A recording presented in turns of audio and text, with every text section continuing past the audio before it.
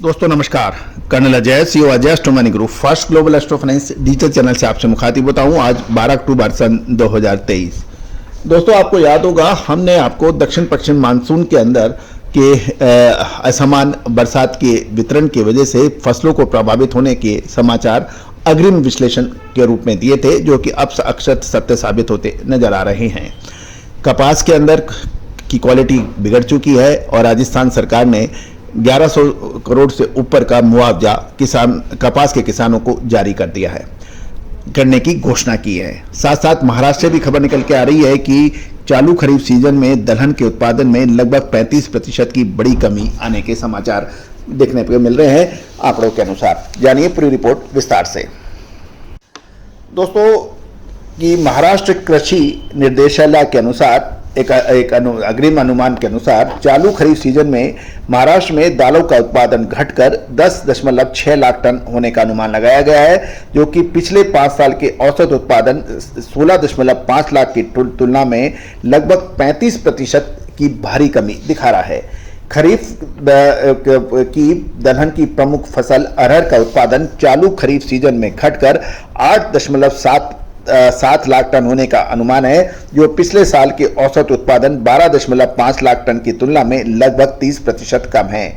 इसी तरह से अरहर के साथ में उड़द का उत्पादन चालू खरीफ सीजन में घटकर 0.8 लाख टन और मूंग का 0.6 लाख टन होने का अनुमान है, जो पिछले 5 साल के औसत उत्पादन का यदि हम देखें तो उड़द का 1.7 लाख टन और मूंग का 1.7 लाख टन का हुआ था, जो घटकर 0.8 लाख टन तो उड़द का और मूंग का 0.6 लाख टन हुआ, यानी आधे से भी कम।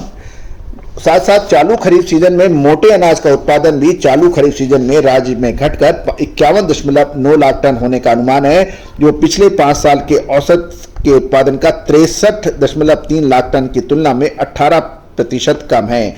मोटे अनाज में मक्का का उत्पादन 13.5 लाख टन, बाजरे का 2 लाख टन होने का अनुमान है, जो कि पिछले 5 साल के औसत उत्पादन का यानी मक्का का तो 22.9 जो घटकर 13.5 लाख टन रह गया है, बाजरे का 5.9 लाख टन है जो घटकर 2 लाख टन रह गया है। ज्वार का उत्पादन भी चालू खरीफ सीजन में महाराष्ट्र में घटकर 0.9 लाख टन रहने का अनुमान है, जो कि पिछले 5 साल का औसत उत्पादन यथा 2.7 लाख टन से घटकर 0.9 लाख टन हो गया है। ये है ज्वार का उत्पादन। तो दोस्तों महत्वपूर्ण यही है क्योंकि महाराष्ट्र देश का प्रमुख खाद्यान्न उत्पादन करने वाला प्रदेश माना जाता है, चाहे वो दलहन हो, तिलहन हो या फिर मसाला, और महाराष्ट्र के कमी का असर पूरे देश को पे पड़ता है। गौरतलब है कि हमने आपको 8 जुलाई सन 2023 अहमदाबाद के नजदीक 100 किलोमीटर के पास में ऊंझा के अंदर इसका अग्रिम अनुमान दिया था एक विशेष सम्मेलन के दौरान। उस समय सभी इलेक्ट्रॉनिक और प्रिंट मीडिया के प्रतिनिधि भी मौजूद थे और उसमें हमने यही कहा था कि इसका भीषण असर पड़ेगा और साउथ वेस्ट मानसून की जो अग्रिम विश्लेषण दिया था कि अगस्त महीने में तेज बरसात की कमी होगी, जबकि जुलाई महीने में बरसात असमान वितरण हो रहा था। पंजाब, राजस्थान, दिल्ली, हिमाचल प्रदेश आदि राज्यों में जबरदस्त बरसात थी औसत से अधिक।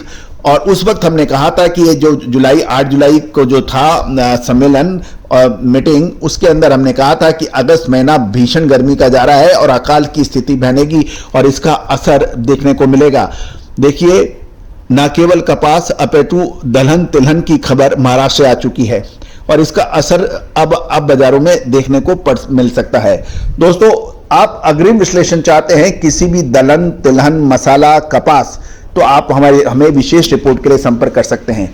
दोस्तों याद रखिएगा, व्यापारी वो जो समय से पहले एक्शन ले, व्यापारी वो जो तेजी आने पर माल बेच के निकल जाए।